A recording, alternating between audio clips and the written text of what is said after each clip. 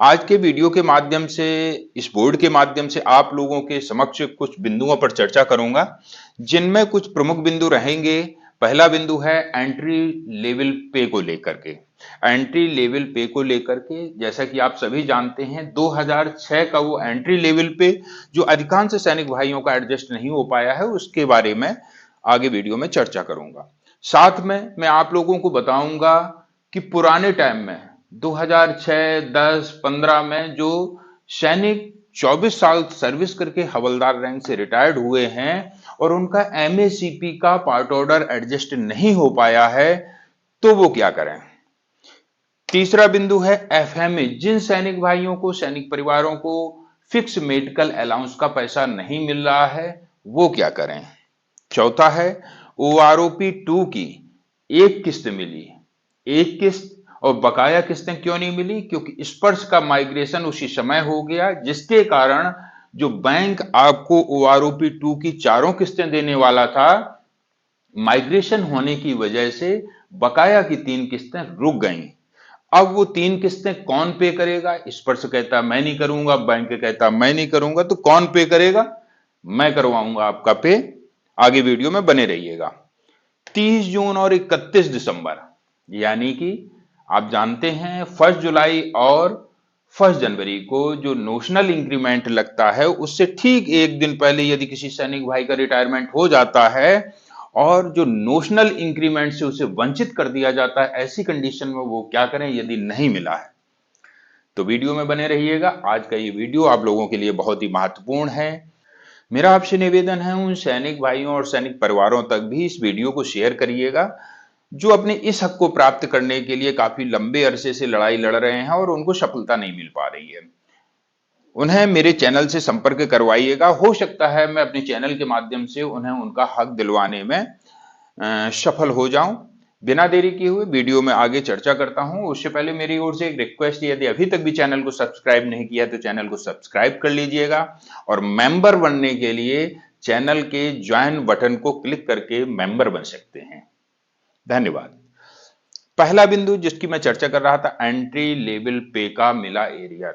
बिल्कुल आप सही सुन रहे हैं। एक सैनिक भाई जिन्होंने हमारे चैनल के माध्यम से एंट्री लेवल पे की कार्रवाई को करवाया, अपने शिकायत को अपने पेंशन कार्यालय को भिजवाया, नतीजा 2006 का जो एंट्री लेवल पे था वो इनका एडजस्ट होके आ गया है और इन्हें एरियर 81,654, स्क्रीन के माध्यम से भी आप स्क्रीनशॉट को देखेंगे, 81,654 रुपए का इनके खाते में एरियर क्रेडिट किया गया है। और जो इनका एंट्री लेवल पे था वो एडजस्ट होने से इनकी पेंशन में बढ़ोतरी हो गई है।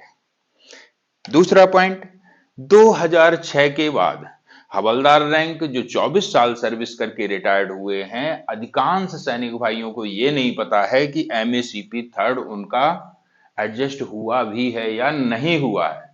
वर्तमान में जो आ रहे हैं उनको तो सबको पता रहता है, क्योंकि जब से पेंशन स्लिप निकलने लगी है ना हर महीने वाली, तो उसमें शो हो जाता है कि एमएसीपी थर्ड एडजस्ट हुआ है कि नहीं हुआ, उसमें लिख के आने लगता है। परंतु पुराने समय में 2006, 8, 9, 10, उस समय ये पेंशन स्लिप हर महीने वाला कॉलम नहीं हुआ करता था, जिसके कारण से उन्हें पता ही नहीं चल पाता था।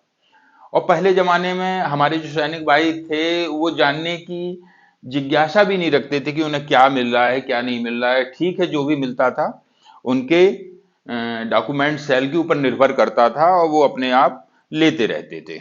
इसी प्रकार से 2006 के बाद 24 साल सर्विस करके जो सैनिक भाई रिटायर्ड हुए हैं, यदि उनको एमएसीपी का बेनिफिट नहीं मिल रहा है, ऐसी कंडीशन में वो अपने पेंशन कार्यालय को सबसे पहले अपने रिकॉर्ड ऑफिस को पत्र भिजवाएं, चाहे तो आप जिला सैनिक कल्याण बोर्ड के माध्यम से भिजवाएं या फिर स्वयं ही आप लिख करके पत्राचार करें, या फिर ऑनलाइन ग्रीवांस के माध्यम से भी अपने इस हक को प्राप्त कर सकते हैं। यदि आपको समाधान ना मिले तो आप मुझसे संपर्क कर सकते हैं। एमएसीपी थर्ड, डाउट में न रहना, एमएसीपी थर्ड कहते हैं नायब सूबेदार को।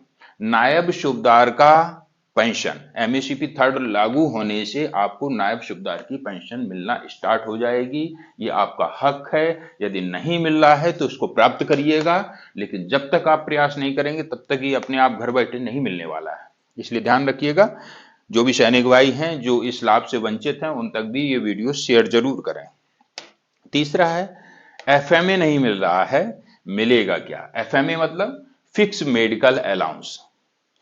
फिक्स मेडिकल अलाउंस जिन सैनिक भाइयों का ईसीएचएस कार्ड नहीं बना हुआ है शुरू से ही, उनको फिक्स मेडिकल अलाउंस का पैसा हर महीने उनकी पेंशन स्लिप में एडजस्ट होके आता है और उनके खाते में 1,000 रुपए फिक्स मेडिकल अलाउंस का क्रेडिट भी किया जाता है। यदि आपको नहीं मिल रहा है और आपका माइग्रेशन स्पर्श में हो चुका है तो स्पर्श पोर्टल को लॉगिन करने के पश्चात वहां पर एफएमए के ऑप्शन को सिलेक्ट करिएगा। यदि आप लेना चाहते हैं या नहीं लेना चाहते हैं, वहां पर दोनों ऑप्शन दिए गए हैं।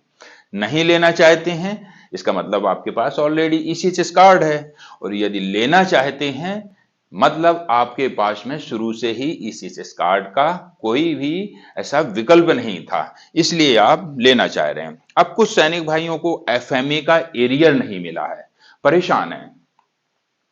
एक हमारे गांव के नजदीक के बुजुर्ग पूर्व सैनिक हैं, 2009 से उनका फिक्स मेडिकल अलाउंस का 1,000 रुपए जो वर्तमान में मिल रहा है, उस समय कुछ उसकी राशि और हुआ करती थी। तब से लेकर के वो लगातार पत्राचार कर रहे हैं और अभी तक भी उनको एफएमए का ना तो अमाउंट मिल रहा है और ना ही पिछला बकाया पैसा मिला है। ऐसी कंडीशन में क्या होगा? ऐसी कंडीशन में उनको 2009 से लेकर अब तक जितना भी एफएमए का बकाया बनता है वो उनके खाते में क्रेडिट किया जाएगा, परंतु कहीं ना कहीं कुछ लापरवाही हो रही है जो अभी तक भी उनको ये पैसा नहीं मिल पा रहा है।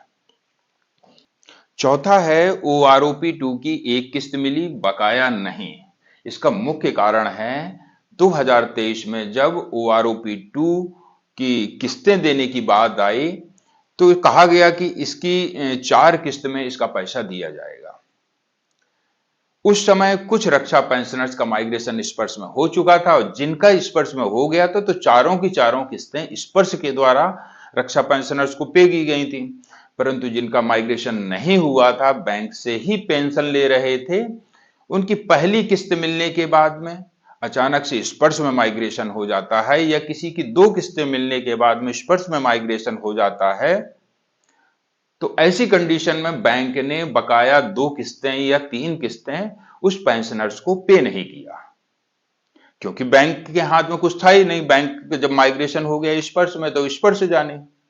अब 2023 से लेकर के लगातार वो पेंशनर्स बैंक के चक्कर काटे जा रहे हैं। ऐसे ना जाने कितने रक्षा पेंशनर हैं जिनका मैंने ये बकाया 2 या 3 किस्तें दिलवाने का काम किया है। अब 2023 से लगातार चक्कर काटने के बाद भी उनको समाधान नहीं मिल पा रहा है। जिनको समाधान नहीं मिल पा रहा है एक बार मेरे चैनल पे आइएगा, जुड़िएगा। निश्चित वादा करता हूं कि आपको ये ओआरओपी 2 की बकाया किस्तें दिलवाने का कार्य करूंगा, क्योंकि जब आप स्पर्श को लिखेंगे तो स्पर्श बोलेगा कि भैया 2023 में आप तो बैंक से पेंशन लेते थे, वो भी टाल मटोली कर देते हैं। दूसरा बैंक कहता है कि भैया अब हमारे पास में आपका कुछ डेटा ही नहीं, तो मैं आपको कैसे पे करूं। इस प्रकार की लापरवाही देखने को मिल रही है। परेशान ओवरऑल रक्षा पेंशनर से। पांचवा, 30 जून और 31 दिसंबर को रिटायर्ड कर्मचारियों को नोशनल इंक्रीमेंट। आपने बिल्कुल सही चुना। एक तो 1 जनवरी और दूसरा 1 जुलाई को नोशनल इंक्रीमेंट दिया जाता है।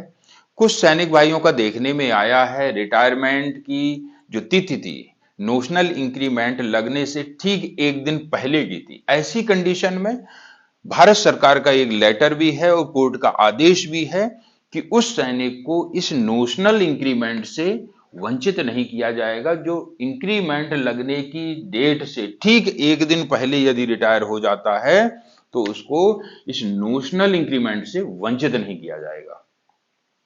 ऐसे कोई सैनिक परिवार या सैनिक साथी हैं जिनको 30 जून या 31 दिसंबर को, जिनका इंक्रीमेंट की डेट से ठीक एक दिन पहले रिटायरमेंट हुआ है और उनका नोशनल इंक्रीमेंट एडजस्ट नहीं हुआ है, कृपया करके आप उस लेटर को भी देखिएगा स्क्रीन के माध्यम से, अपने जिला सैनिक कल्याण बोर्ड के माध्यम से कार्रवाई करवाइएगा। निश्चित तौर पर आपको ये इंक्रीमेंट मिलेगा और ये इंक्रीमेंट आपका हक है, क्योंकि आपने पूरी साल सर्व किया है, इसलिए इस नोशनल इंक्रीमेंट का बेनिफिट आपको लागू है और आपको मिलकर रहेगा। यदि आप प्रयास करेंगे तो निश्चित तौर पर आपको सफलता मिलेगी और प्रयास नहीं करेंगे तो आपको ये घर बैठे कोई नहीं देने वाला, इतना ध्यान रखिएगा। मैं हमेशा अपने इस चैनल के माध्यम से आप लोगों को जागरूक करता हूं कि पेंशन के संबंध में थोड़ा सा अपने आप को जागरूक बनाइएगा। और आपको लगता है कहीं भी किसी भी तरीके से यदि आपकी पेंशन में कोई त्रुटि है या फिर अप एंड डाउन पेंशन आ रही है, तो उसके लिए यदि आप स्वयं नॉलेज नहीं रखते हैं तो अपने नजदीकी जिला सैनिक कल्याण बोर्ड से संपर्क करिएगा या किसी अन्य सैनिक साथी से भी परामर्श करके अपने सही हक को जानने का प्रयास कर सकते हैं। और यदि आपको नहीं मिल रहा है वो हक, तो आपको ही प्रयास करना पड़ेगा। चाहे तो आप जिला सैनिक कल्याण बोर्ड के माध्यम से पत्र भिजवाएं या स्वयं भिजवाएं या फिर हमारे चैनल से जुड़कर के भी अपने इस हक को प्राप्त कर सकते हैं। मैं अपने इस YouTube चैनल के माध्यम से हमेशा ऐसे ही आप लोगों को जागरूक करते आया हूं और आगे भी करता रहूंगा। मैंने आज के ठीक 2 साल पहले देखा कि जो हमारे रक्षा पेंशनर्स हैं वो किस प्रकार से दलालों के चक्कर में आकर के अपने हजारों रुपए, लाखों रुपए रिश्वत के रूप में दे रहे हैं और फिर भी उन्हें सही न्याय नहीं मिल पा रहा है। इसी को लेकर के मैंने आप सभी रक्षा पेंशनर्स के हित में ये चैनल बनाया। कम से कम मैं आपकी मदद ना कर सकूं, परंतु आप लोगों को जागरूक तो कर सकूं।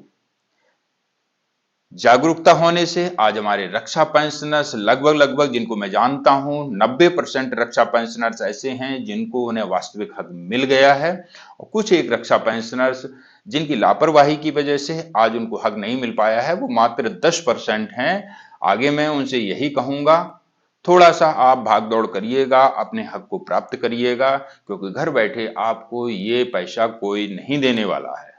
अगले वीडियो में फिर मिलूंगा, तब तक के लिए जय हिंद, जय भारत, धन्यवाद।